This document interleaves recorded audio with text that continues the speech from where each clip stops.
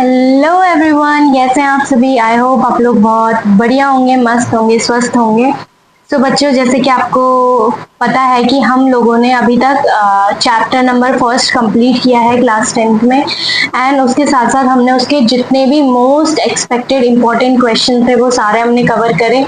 And sorry बच्चों for the delay, आप लोगों की जो वीडियो है वो काफ़ी लेट आ रही है बिकॉज ऑफ सम रीज़न जो कि मैंने आपको पोस्ट करके बता दिया था।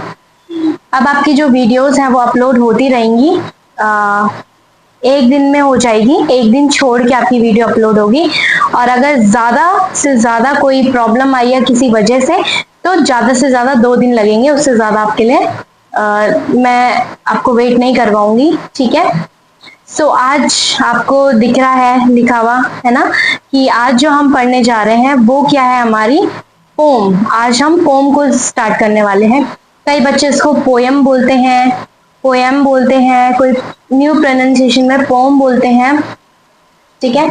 सो इट्स अप टू यू, आप ये कैसे लेते हो, आप as in the form of poem, poem, whatever, ठीक है। तो आज हम पोम स्टार्ट करेंगे। एंड जो हमारी जो फर्स्ट पोम है that was dust of snow, ठीक है। एक बहुत छोटी सी पोयम है, ठीक है, बट काफी ज्यादा इम्पोर्टेंट है, ठीक है। काफी ज्यादा बच्चे पोएम बोलने में ज्यादा कंफर्टेबल होंगे तो मैं पोएम ही बोलती हूँ, ठीक है। सो जो डस्ट ऑफ स्नो है ये काफी काफी काफी काफी मैं बोलूँ इम्पोर्टेंट पोएम है। इस टाइम में भी बोल सकते हैं या फिर हम बोल सकते हैं कि है ये बहुत छोटी सी, ठीक है, एक पैराग्राफ से भी कम की ये पोयम है, कुछ ही लाइनों की ये पोयम है, बट ऐसी पोयम है जिसका बहुत डीप मीनिंग है, जिसका बहुत डीप मीनिंग है, ठीक है। सो हम लोग स्टार्ट करते हैं। हमारी जो पोम है, हमारे पोम का नाम बेसिकली क्या है, द डस्ट ऑफ स्नो है। Just wait a minute, something had happen I think.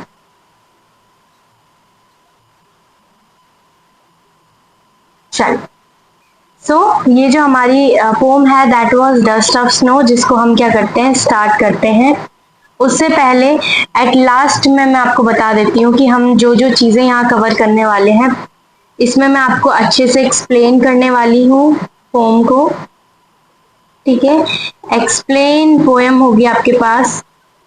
दूसरी चीज़ आपके पास यहाँ पर मैं आपको बताने जाऊंगी साथ ही साथ बाद में डिटेल समरी भी, ठीक है। एंड इन नेक्स्ट अगर हम बात करें पार्ट 2 में, ठीक है, इसके हम जितने भी मोस्ट इम्पॉर्टेंट एक्सपेक्टेड क्वेश्चंस हैं, ठीक है, वो सारे मैं आपको कवर करवाऊंगी। जितने भी most important and expected questions हैं वो सारे हम कवर करेंगे, ठीक है। अच्छा, क्या पता है यहाँ पे मेरी फोटो आ रही होगी तो जिस बच्चे को नहीं दिख रहा मैंने पूरा इधर कर दिया इसको, ठीक है। तो आप लोग देख सकते हैं हमने पूरी चीज में मैंने आपको बता दिया। आपके पास एक्सप्लेनेशन, डिटेल एक्सप्लेनेशन होगा, डिटेल समरी भी होगी, साथ ही साथ पार्ट 2 हम अपलोड करेंगे। और पार्ट 2 भी आई थिंक होगा तो मैं आज ही अपलोड करवा दूंगी, नहीं तो कल श्योरिटी के साथ आपके क्वेश्चन आंसर की जो वीडियो है वो अपलोड हो जाएगी। इफ कुछ रीजन होता है या कुछ प्रॉब्लमेटिक चीज होती है तो आपको पोस्ट के जरिए आप लोग यहाँ पर देखेंगे कि आपके पास यूट्यूब पे पोस्ट आती है, पोस्ट के जरिए आप लोग देखते रहिए। और मैंने बहुत सारी जितनी भी हमारी जो वीडियोस हैं उनको मैंने देखा, काफी बच्चे हैं जो देख रहे हैं बट लाइक नहीं कर रहे हैं। बेटा लाइक नहीं करोगे तो अटेंडेंस आपकी यहाँ पर क्लियर नहीं होगी, अटेंडेंस आपकी लगेगी नहीं, क्योंकि इतनी मेहनत से आपके लिए कंटेंट बनाया जाता है। तो प्लीज लाइक शेयर सब्सक्राइब जरूर करना है, ठीक है। चलिए हम अपना टाइम वेस्ट ना करते हुए आगे बढ़ते हैं। इसी में देखो आपकी समरी जो है मैं इस तरीके से आपके लिए लेके आई हूँ, ठीक है, इन फुल फॉर्मेट। बट उससे पहले हम लोग क्या करेंगे, यहाँ पर आपके लिए पीडीएफ बनाई गई है जो कि आपकी पूरी उसकी आई एम सो सॉरी, ठीक है, ये है आपकी पीडीएफ, दिख गया आप लोगों को, ठीक है। तो इसमें जो आपका पोम है that was your dust of snow, ठीक है, डस्ट ऑफ स्नो आपके पास पोम है। एंड डस्ट ऑफ स्नो जो पोम है वो हम पूरा एक्सप्लेन करेंगे। करने से पहले हम क्या बताएंगे आपको ऑथर के बारे में। बिकॉज एक चीज याद रखना बच्चों, जब भी आप कुछ चीज पढ़ते हैं समझते हैं, ठीक है, सारी चीजों का तो नहीं बट स्पेशली इन पोम, ठीक है, पोम फ्रेज में, चाहे वो हिंदी में हो चाहे वो इंग्लिश में हो, हिंदी में हो चाहे इंग्लिश में हो, आपको जो ऑथर हैं उनके बारे में पता होना बहुत इंपॉर्टेंट है, चाहे वो पेपर में आता हो या नहीं आता हो, but it is very very important to understand और to know about the author. ठीक है, आपको पता तो चलना चाहिए वो ऑथर है कौन से, और एक्चुअली में वो आपको क्या डिलीवर करना चाह रहे हैं, क्या समझाना चाह रहे हैं, क्या एक्सप्रेस करना चाह रहे हैं, और वो कहाँ से बिलोंग करते हैं, क्या चीज वो करते हैं, पहले उसके बारे में हम थोड़ा समझ लेते हैं, देन हम अपनी पोम के तरफ बढ़े। ठीक है, चलिए हम लोग डिस्कस करते हैं। सबसे पहले आपके पास वही है, आपको ऑथर के बारे में समझना है। ठीक है, तो Robert Frost was your author. ठीक है, और ये जो है ये एक हिसाब से याद रखना इम्पोर्टेंट भी है। वाई इट इज इम्पोर्टेंट, ये इसलिए भी इम्पोर्टेंट है बिकॉज बच्चों आपके पास जो फ्रेजिंग क्वेश्चन आते हैं पेपर में, उसमें बहुत बार आपने क्वेश्चन देखा होगा और ऑलमोस्ट आउटेड क्वेश्चन होता है, यहाँ से आने की प्रोबेबिलिटी होती है कि पोम के ऑथर का नाम वो जरूर पूछते हैं। ठीक है, तो आपका जो डस्ट ऑफ स्नो है, तो डस्ट ऑफ स्नो के जो आपके ऑथर हैं वो है रॉबर्ट फ्रॉस्ट साहब। ठीक है, रॉबर्ट फ्रॉस्ट का जो जन्म हुआ था वो कब हुआ था, 1874 में। 1874 में उनका जन्म हुआ था एट सैन फ्रांसिस्को, कैलिफोर्निया में। ठीक है, कैलिफोर्निया में उनका क्या हुआ था, जन्म हुआ था, और कब हुआ था, 1874 में। इन हिज लाइफ टाइम उन्होंने अपनी पूरी जिंदगी में, अपनी पूरे जीवन में he won more than 1 Pulitzer prizes. Pulitzer prizes उन्होंने यहाँ पर क्या करे हैं, जीते हैं, एक से भी ज्यादा ये प्राइज होता है। और अपने लाइफ में इतनी बड़ी अचीवमेंट पाना भी बहुत बड़ी बात होती है। And the president John F Kennedy, ठीक है, यहाँ पर उस टाइम जो प्रेसिडेंट रहे होंगे that was John F Kennedy. ठीक है, इनके बारे में भी काफी बुक्स में लिखा होता है, काफी जगह हमने सुना है। ठीक है, तो जो प्रेसिडेंट जॉन एफ कैनेडी थे has also honoured him with a speech for his poem written in the honour of Kennedy. ठीक है, अब जो रॉबर्ट फ्रॉस्ट साहब थे उन्होंने, जो ये प्रेसिडेंट थे जॉन एफ कैनेडी, तो जॉन एफ कैनेडी के बारे में भी इन्होंने क्या किया था, काफी अच्छी चीज, काफी लिखा था उनके बारे में। और जब वो अपनी स्पीच दे रहे थे तो उस स्पीच के दौरान उन्होंने उनको ऑनर्ड किया था।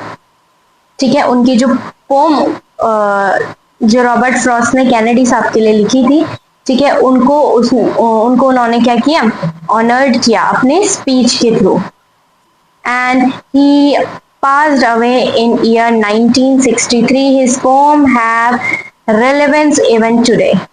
ठीक है, मतलब इनकी जो पोम थी वो इतनी हम बोल सकते हैं रियलिस्टिक होती थी। ठीक है, इतनी अब शब्द नहीं आ रहे हैं बोलने के लिए, पर काफी ज्यादा बढ़िया पोएट जो है हमारे रॉबर्ट फ्रॉस्ट माने जाते हैं।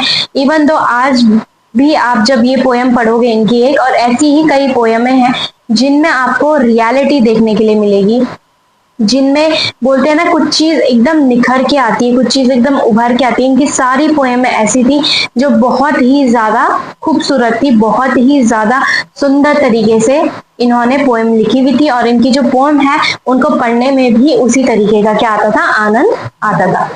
ठीक है, चलिए अब देखो नेक्स्ट अगर मैं बात करूं, इंट्रोडक्शन हम करते हैं स्टार्ट। ये अभी जितना भी फ्रेज था ये सारा आपके पोएट के बारे में था, जो कि आपको पता होना बहुत जरूरी है। अब हम चलते हैं इंट्रोडक्टरी पार्ट के लिए। ठीक है, and that introductory part was dust of snow by Robert Frost is a simple and short poem. ठीक है, ये यहाँ है आगे। तो ये क्या बोल रहे हैं कि जो डस्ट ऑफ स्नो है, जो पोम आपके पास डस्ट ऑफ स्नो है, जो कि रॉबर्ट फ्रॉस्ट साहब के द्वारा लिखी गई है, वो एक सिंपल पोम है और बहुत शॉर्ट पोएम है ना, सिंपल पोएम है और शॉर्ट पोएम है, जैसे मैंने फर्स्ट में इंट्रोडक्शन दिया था, but yet with a deeper and large meaning, लेकिन इसका जो मतलब है वो काफी गहरा है, काफी बड़ा है, ठीक है, काफी गहरा मतलब है इसका। The poet explain how an act as petty as experiencing snow on one's body can brighten one's day up. ठीक है, अगर आपने इससे पहले जो पोम है आपके स्कूल में समझाई गई होगी, यहाँ पर अगर आप यहाँ पर पहले से थोड़ा पढ़ के आ रहे हो तो आपने समझा भी होगा और आपने उस पोम में पढ़ा भी होगा कि वहां पर एक स्नो जो है एक ट्री से गिरती है उस मैन के ऊपर, एंड उसका पूरा डे ही चेंज हो जाता है, राइट, उसका पूरा डे ही चेंज हो जाता है। किस तरीके से होगा वो हम पढ़ेंगे अभी, पर एक छोटी सी चीज भी आपका पूरा दिन खराब होने से कैसे बचा सकती है वो इस पोएम में बताया गया है, ठीक है। फटाफट सो तो नहीं गए आप लोग, सोना नहीं है, इसको बहुत अच्छे से समझना है और फटाफट से लाइक कर दो।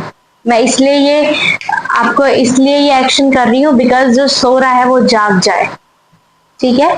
तो जल्दी से लाइक करके आओ, फिर हम आगे इसको बढ़ाते हैं। फटाफट फटाफट लाइक करके आओ और कमेंट्स भी जरूर करना आपको ये वाला जो पोम है वो समझ में आ रही है कि नहीं आ रही, ठीक है। कोई भी नीड होगी आपको, या आपको थोड़ा बहुत चेंजमेंट चाहिए होगा, या हम और कुछ क्या चेंजमेंट कर सकते हैं, तो वो भी आप कमेंट डाउन कर सकते हो और आपकी बातों पे गौर करा जाएगा और आपकी जो विशेस हैं वो फुलफिल करी जाएंगी। चलिए लाइक करके आगे से बच्चे आगे चलते हैं। Okay, the message of the pome. अब बेसिकली इसी के अंदर आपको मैसेज भी बताया गया है कि इस पोम का मैसेज जो है वो हर एक बच्चे के लिए क्या है। रॉबर्ट फ्रॉस्ट साहब के साइड से कि always always a large significance, a large thing touches a large thing. देखो बेटा दो लाइनें हैं ये, दीज आर 2 लाइन्स, बट इतनी ज्यादा डीप लाइन्स हैं ये, इतनी ज्यादा डीप लाइन्स हैं कि कोई सोच भी नहीं सकता कि इतनी 2 लाइनों में कोई बहुत गहरा बात है। अब देखो गहरी बात क्या, always always a large significance, a little thing touches a larger thing. ये छोटी से छोटी चीज होती है ना, वो कब बहुत बड़ी चीज में बदल जाए वो आपको पता नहीं चल पाता है ना। कोई एक छोटी सी चीज कब बहुत बड़ी बन जाए आपको नहीं पता चलेगा, ठीक है। कोई एक छोटी सी चीज आपकी पूरी जिंदगी कैसे बदल देगी आपको नहीं पता चलेगा। एक छोटी सी चीज, एक छोटे से इंसिडेंट के वजह से आपकी जो लाइफ है वो कैसे चेंज हो जाए, आपका जो दिन है वो कैसे बदल जाए, आपके जो महीने हैं रातें हैं कैसे बदल जाए आपको नहीं पता चले, ठीक है। तो एक छोटी सी चीज भी बहुत बड़ा बदलाव लेके आपकी जिंदगी में आ सकती है, वो ये बताने के बारे में यहाँ पर बोल रहे कि इतना छोटा सा जो 2 लाइनें हैं उनका इतना बड़ा मतलब है, ठीक है। चलो नेक्स्ट,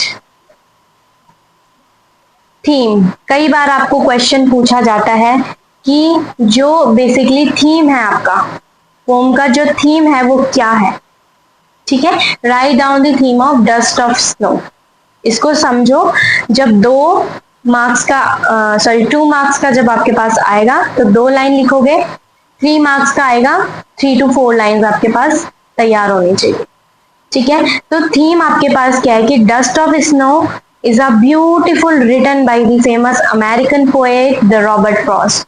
रॉबर्ट फ्रॉस्ट एक अमेरिकन पोएट थे, ठीक है। तो एक डस्ट ऑफ स्नो इतनी सुंदर पोएम है जो कि किसके द्वारा लिखी गई है, रॉबर्ट फ्रॉस्ट के द्वारा। It depicts a simple moment. ये एक मोमेंट के बारे में बताता है, एक बहुत छोटा सा, अगर मैं बोलूँ एक सिंपल सा एक छोटा सा मोमेंट के बारे में वो बताता है, but it has a great large significance.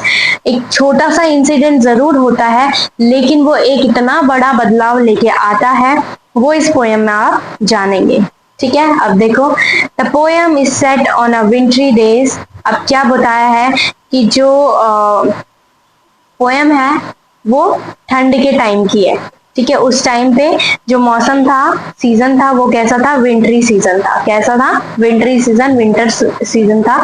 The snow is falling heavily. अब यहाँ पर स्नो क्या करती है?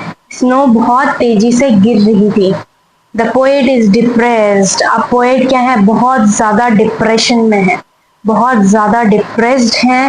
And has lost all his hope.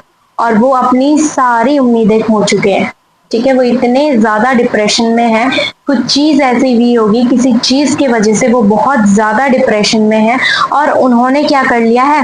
अपनी सारी उम्मीदें खो दी है, ठीक है। He is sitting under a hemlock tree. किस ट्री के अंदर अंडर बैठे हैं वो बैठे हैं हेमलॉक ट्री के अंदर, ठीक है। ओ शिट, मैं तभी बोलूं, आई एम सो सॉरी, मैं तभी बोलूं कि ये चीजें इतनी वो क्यों, ठीक है। एंड वो किसके अंडर बैठे हैं? हेमलॉक ट्री के अंडर बैठे हुए हैं, ठीक है। हेमलॉक ट्री के नीचे बैठे हुए हैं। A small nature incident changes it's sad mood into a happy mood. तो इसमें क्या होता है कि जो पोएट होते हैं, एक छोटा सा एक नेचर इवेंट हम बोले कि वो किसी ने किया नहीं है, वो नेचुरली हुआ है, प्राकृतिकली हुआ है, ठीक है। जिस वजह से जो उनका सैड मूड था वो एक हैप्पी मूड में कन्वर्ट हो गया है। तो the poem teaches us that one should never be desperate and hopeless, sorry desperate and hopeless, ठीक है। वहां पर क्या बोला गया है? The poem teaches us. हमें पोएम बेसिकली क्या सिखा रही है, ये आपको आना चाहिए, इंपॉर्टेंट है। तो जो पोएम आपको है, पोएम आपको सिखा रही है, the poem teaches us that किसी को कभी भी डेस्परेट और होपलेस नहीं होना चाहिए। One should never B desperate and hopeless. जल्दी जल्दी उतावली कभी अपनी जिंदगी में नहीं करनी चाहिए और अपनी सारी होप खो देना ये भी बहुत गलत है। There always a scope for a change, ठीक है। आपके जिंदगी में स्कोप जरूर होता है, कुछ ना कुछ ऐसी चीज जरूर होती है जो आपकी लाइफ चेंज कर दे, ठीक है। कई बच्चे ऐसे होंगे जिन्होंने अपने बोर्ड के एग्जाम्स दिए होंगे, ठीक है, और जिस तरीके का वो चाह रहे थे उस तरीके का रिजल्ट नहीं आया। कई बच्चे होंगे जिन्होंने अपने एंट्रेंस एग्जाम, कॉम्पिटेटिव एग्जाम्स दिए हैं, ठीक है। अब वो कॉम्पिटेटिव एग्जाम में वो सक्सेस नहीं हो पाए, तो हर टाइम ये नहीं होता है कि आप वीक हो। You are not a weaker person, ठीक है। आपके अंदर स्ट्रेंथ है, आप उस चीज को हासिल कर सकते हो। अगर आपके लिए कॉम्पिटिटिव एग्जाम नहीं बने, क्या पता आप कुछ दूसरी चीज भगवान ने सोची की हो, जिस चीज में आप टैलेंटेड हो, जिस चीज में जो चीज आप अच्छी लगती है आपको वो करनी चाहिए। अगर आपको फेलियर देखने के लिए मिल रहा है, that would be best, because आदमी जब फेल होता है तभी सीखता है, ठीक है। If you are an failure person in becoming the successful person, no matter what कि पीछे क्या चीज हो गई है, कोई ये नहीं पूछेगा कि you are a failure, you are nothing, ठीक है। तो हमेशा डेस्परेट नहीं रहना है, किसी चीज के लिए बहुत ज्यादा उतावलापन नहीं रखना है। और दूसरी चीज, होप अपनी कभी नहीं खोनी है, होपलेस कभी नहीं होना है। You should be hopeful. आपको हमेशा आशाएं अपने अंदर जिंदा रखनी है, आपको होप अपने अंदर जिंदा रखनी है। तो ये पोम आपको यही बताती है, ठीक है, कि आपको कभी डेस्परेट नहीं होना है, कभी होपलेस नहीं होना है। क्यों? क्योंकि एक छोटा सा चेंजमेंट है, क्या पता भगवान के, अगर भगवान के रूप में भी आ रहा है तो वो नेचुरली आ रहा है। कुछ चीज ऐसी है कि नेचुरली आपकी लाइफ में चेंजमेंट लेके आ जाए, ठीक है। नेचुरली क्या हो जाए, आपकी जिंदगी जो है वो बदल जाए, ठीक है। तो ये इस चैप्टर का बेसिक पार्ट था, जो कि आपको समझना है कि ये जो पोम का, कि आपको ये पोएम बहुत अच्छे से, मैंने बहुत प्यारी तरीके से बता दी कि इस पोएम के अंदर है क्या चीज, ठीक है। अब जो हमारे पास है, the way we are reading discussing, तो डस्ट ऑफ स्नो जो पोएम है उसका एक्सप्लेनेशन हम देखते हैं, ठीक है। क्या एक्सप्लेनेशन है, चलिए ध्यान से सुनना। The way a crow shook down on me the dust of snow from a hemlock tree। पहले की लाइनें हैं ये दो। The way a crow shook down on me, जिस तरीके से क्रो ने, जिस तरीके से, the way a crow shook down on me, ठीक है, वो हेमलॉक ट्री पे होगा। From a dust of snow from a hemlock tree, hemlock tree पे होगा जैसे कौवा आया, तो वो जो डस्ट ऑफ स्नो है ना, बोलेंगे हम कि स्नो का जो पार्टिकल है, जो बर्फ जमी हुई होगी हेमलॉक ट्री पे, जैसे ही वो कौवा वहां पे आके बैठा उस चीज के ऊपर, तो वो बर्फ क्या हो गई, उस पोएट के ऊपर गिर गई। और उसके बाद क्या हुआ, बेसिकली यहाँ पर क्या चीज है वो हम एक्सप्लेन करते हैं, आपको यहाँ पर बताया गया है। The poem is set in a scene. अब ये जो पोम है, एक सीन क्रिएट हो रखा है पोम में, जहां पर एक पोएट है जो कि बहुत ही गंदे मूड में बैठा हुआ है ना। मैंने क्या बताया था, ही वॉज वेरी होपलेस, वो बहुत होपलेस, उसने सारी होप छोड़ दी थी, ठीक है, बहुत ही बैड मूड में वो क्या था, वहां पर बैठा हुआ था। And is walking by a tree, ठीक है, बैठा हुआ था या वहां पर चल रहा था, है ना, एक पेड़ के नीचे घूमते हैं ना, जब हमारा मूड खराब रहता है तो हम इधर से उधर, उधर से इधर, उधर से इधर, सोचते सोचते हम घूमते हैं, सोचते सोचते हम सोच रहे होते हैं, है ना। तो वैसे ही जो पोएट है वो भी क्या कर रहे थे, वॉक कर रहे थे, और वो कुछ ना कुछ सोच रहे थे। Hemlock tree is a poisonous tree. बेटा ये चीज याद रखना कि जो हेमलॉक ट्री है ना, हेमलॉक ट्री जो था बेसिकली वो कैसा ट्री होता है, एक पॉइजनस ट्री होता है। कैसा होता है, एक पॉइजनस ट्री होता है, ठीक है, जानलेवा हम बोलते हैं। क्या होता है, एक पेड़ होता है। एज ही पासेस, जैसे ही वो वहां से गुजर रहे थे, मतलब उसी पेड़ के नीचे ऐसे ऐसे घूम रहे थे, और जैसे ही वो ऐसे इधर के लिए गुजरे, a crow happened to throw some dust of snow on him। तो जो उस पेड़ के ऊपर कौवा बैठा होगा ना, उसने छोटा छोटा स्नो का पार्टिकल्स, हम बोलेंगे छोटी छोटी बर्फ, क्या करने लग गई, जैसे उसने हिलाया होगा तो वो बर्फ जो है वो उसने क्या कर दी, उसके ऊपर गिरा दी। थोड़ी सी बर्फ क्या कर दी, उस पोएट के ऊपर गिरा दी। Whether it fall on his head और ऑन हिज शोल्डर, ठीक है, वो क्या बता रहे हैं कि या तो बर्फ उनके हेड पे गिरी या तो उनके शोल्डर पे गिरी, ठीक है, या तो हेड पे गिरी होगी या तो शोल्डर पे गिरी होगी। इज अननोन, ये पता नहीं है, but there is no specific mention in the poem, ठीक है, पोएम में कहीं स्पेसिफिक मेंशन नहीं करा गया, या तो सर पे गिरी होगी या तो शोल्डर पे गिरी होगी। Also the readers are left in doubt about the bird's specification where the crow was. अब यहाँ पर आप देख रहे हो कि आपने समझा, आपको पता चला कि एक क्रो है, बट वो क्रो कौन था, कहाँ से वो आया, अचानक से वो कैसे आ गया उसी सिचुएशन में, ठीक है, ये अभी तक किसी को नहीं पता। ये जस्ट जो ऑथर हैं, जो रीडर्स हैं, मतलब हम लोग जो पढ़ने वाले हैं, वो भी थोड़ा अभी सोच में है कि अचानक से वो क्रो कहाँ से आ गया, है ना। The crow was landing shivering with cold, readjusting itself on the branch, taking off। अब क्या हुआ होगा, कुछ इस तरीके का हुआ होगा कि कौवा कहीं से आया होगा, उसको बहुत ज्यादा ठंड लग रही होगी, तो वो क्या कर रहा होगा, ऐसे शिविर कर रहा होगा, है ना, ठंडे के मारे क्या कपकपा रहा होगा।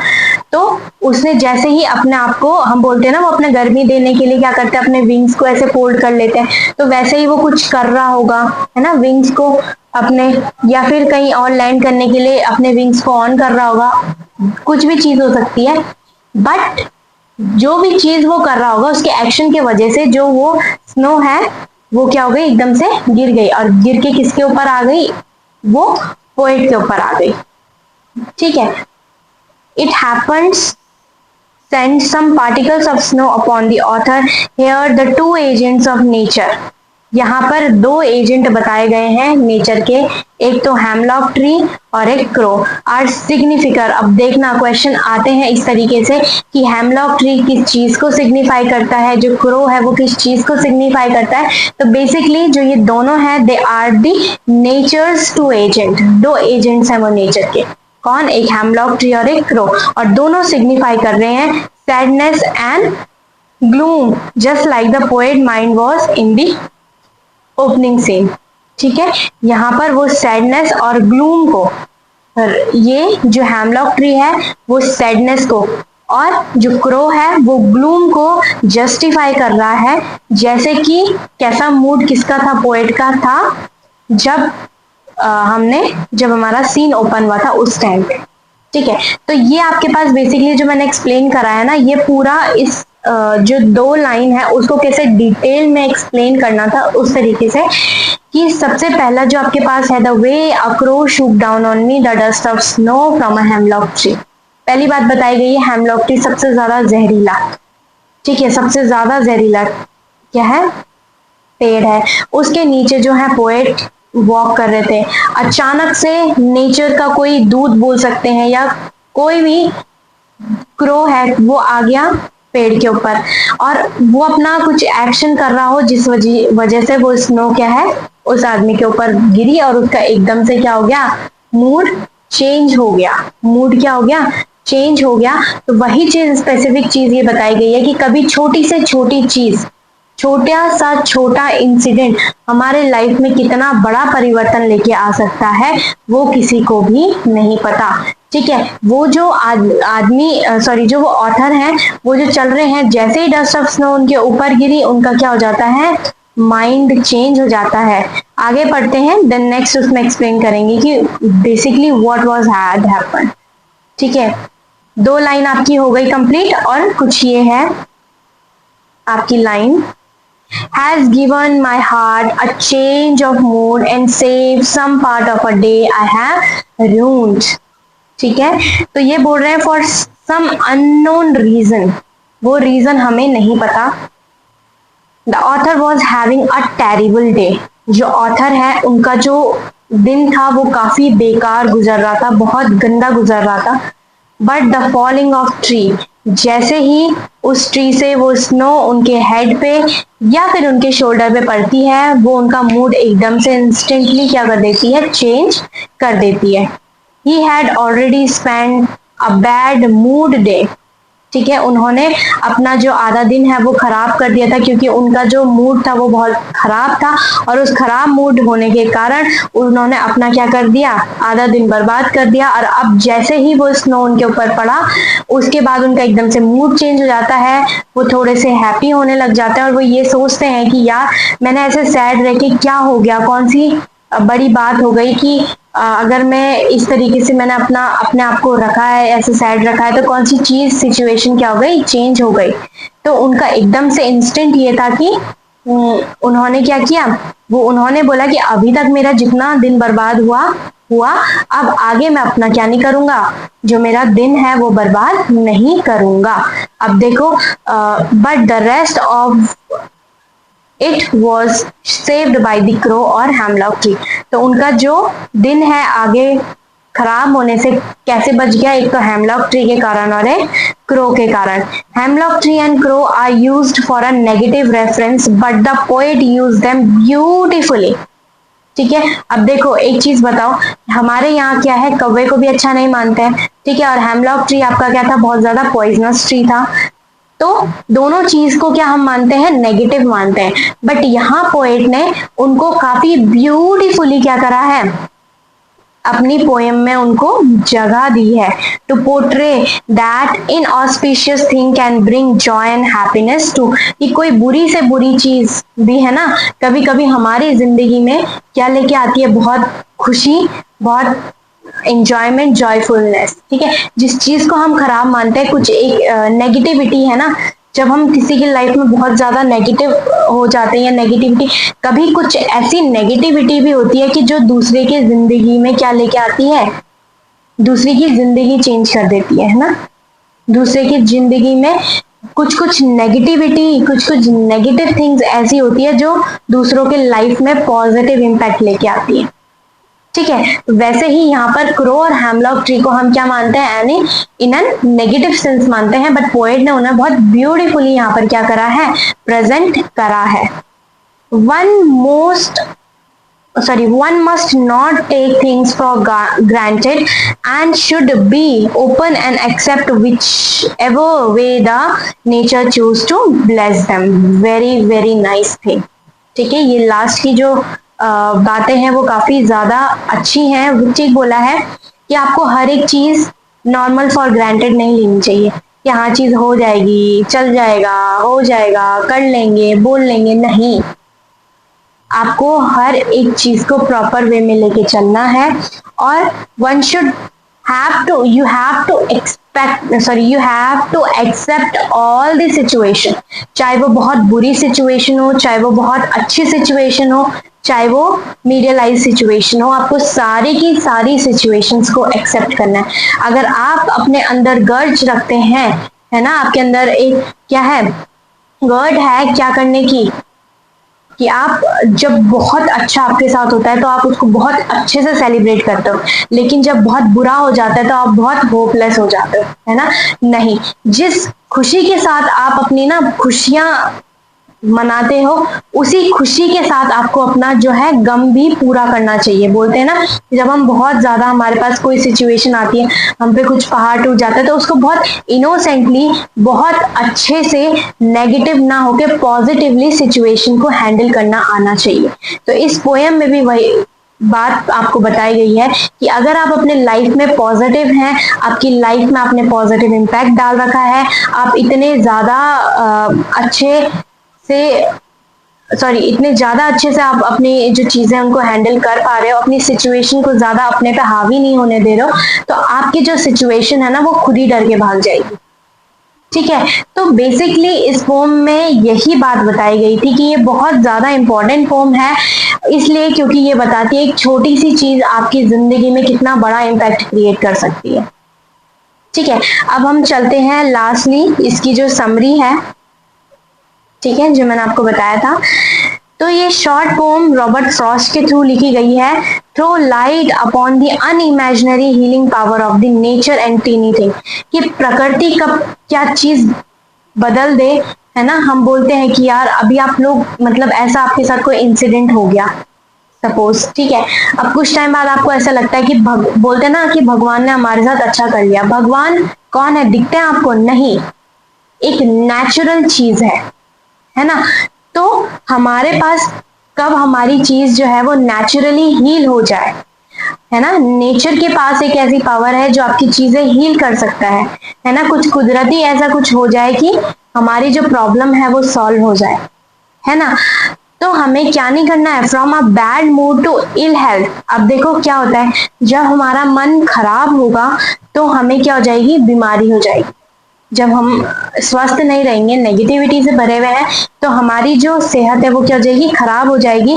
और वो सेहत खराब जब आपकी होगी तो उसमें कोई अदर पर्सन भी आपकी हेल्प नहीं कर पाएगा रादर देन यू। इसका सबसे बेस्ट एग्जांपल मैं कोविड का लूंगी, क्योंकि मैं हर टाइम बेसिक एग्जांपल इस पे कोविड का ही देती हूँ। क्यों? क्योंकि जब कोविड आया था बेटा, तो जब कोविड आया था तो उस टाइम पे वही लोग सरवाइव कर पाए जिन्होंने अपना आप को पॉजिटिव रखा, जिन्होंने अपने पे भरोसा रखा।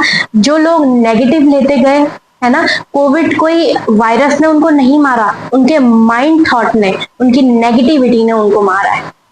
ठीक है, क्यों हम ऐसा बोल रहे हैं? क्योंकि जो आपको वैक्सीन लगती हैं तो वो भी तो वही वायरस को ही इंजेक्ट करा जाता है आपकी बॉडी में, है ना। तो आप ठीक कैसे होते, जब आप अपने लाइफ में पॉजिटिविटी लाओगे ना, तब आपकी जो लाइफ है वो बिल्कुल चेंज हो जाएगी। ठीक है, एक डॉक्टर है, मैंने बहुत बार ये एग्जांपल दिया है, एक डॉक्टर है, वो सबसे पहले यही चाहता है कि जो मेरा पेशेंट है वो ट्रीट कैसे हो, मेडिसिन के थ्रू नहीं हो, मेंटली हो और फिजिकली फिट हो। ठीक है, जब वो आपके दिमाग में डाल देगा ना कि सिंपली बोलेगा कि आपको हाँ आप ठीक हो, आपको ये गोली वो कौन सी, अगर वो आपको जेम्स की गोली भी दे देगा ना कि ये लो, ये खानी है, तो ऑरेंजेस टॉफी वगैरह होती है, सुबह शाम आपको ये खाना है, आप वो खाओगे, बोलोगे हाँ मैं तो बिल्कुल ठीक हो गया, वो डॉक्टर की दवा है। अरे नहीं, उन्होंने आपको फिजिकली, आपके मेंटली उन्होंने आपको ठीक कर दिया। कि उन्होंने जब आपको डॉक्टर से सुनना था कि हाँ मैं ठीक हूँ, तो आपके माइंड ने एक्सेप्ट कर लिया वो चीज कि आप ठीक है ना। तो इसीलिए जितना ज्यादा आप मेंटली फिट रहेंगे, मेंटली गुड रहेंगे, जितना ज्यादा आप अपने आप को क्या रखोगे, पॉजिटिव रखोगे, उसी तरीके से आपके साथ चीजें भी होगी। पॉजिटिविटी अपने लाइफ में रखोगे तो पॉजिटिव चीजें होंगी, जितने ज्यादा नेगेटिव होंगे उतनी ज्यादा लाइफ भी नेगेटिव होती जाएगी, इसका ध्यान रखना। उतना ही नेगेटिव इम्पैक्ट आपकी लाइफ में पड़ता जाएगा। जितना नेगेटिव सोचोगे और जितना पॉजिटिव सोचोगे तो उतना ज्यादा लाइफ क्या होती जाएगी, पॉजिटिव होती जाएगी। ठीक है, there is nothing that can be cure by the nature.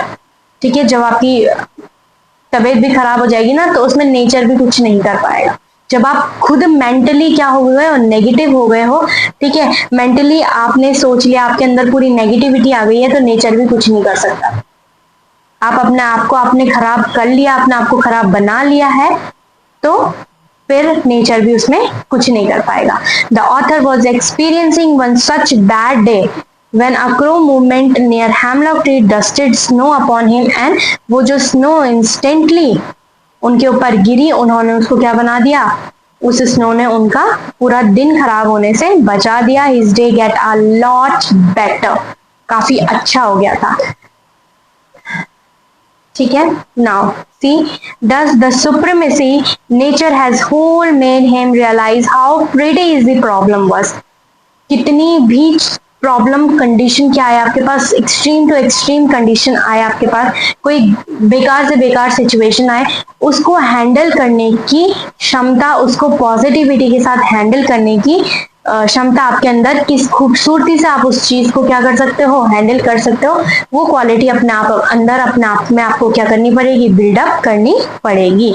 The fact that hemlock tree is poisonous, ये फैक्ट था कि जो हेमलॉक ट्री है वो बहुत ज्यादा पॉइजनस ट्री था, combined with the crow being indicator of doom and fear are used in the poem। आपको पता है कि क्रो भी हम खराब मानते हैं ना, कौवे को भी ज्यादा अच्छा नहीं माना जाता, नेगेटिविटी का रूप माना जाता है, तो ये दोनों चीज नेगेटिव थे, बट इस पोम में इतने प्यारी तरीके से उन्होंने क्या करा है, यहाँ पर उनको यूज करा है।